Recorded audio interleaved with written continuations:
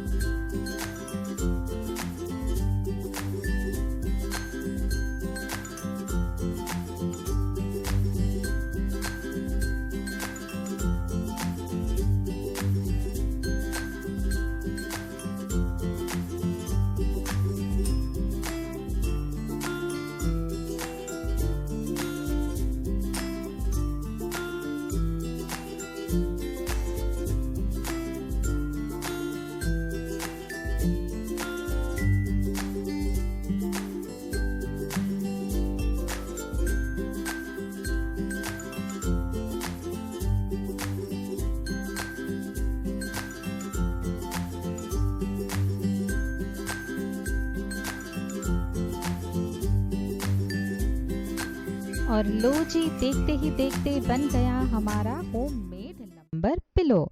इस तकिए को इस्तेमाल करिएगा ज़रूर। और जब आराम आ जाए तो बचा टी शर्ट पहन के फ्लॉन्ट कीजिएगा। ये क्रॉप टी शर्ट आपके पर्सनालिटी में 4 चांद लगा देगा। चलिए मिलते हैं नेक्स्ट वीडियो में। Till then take care.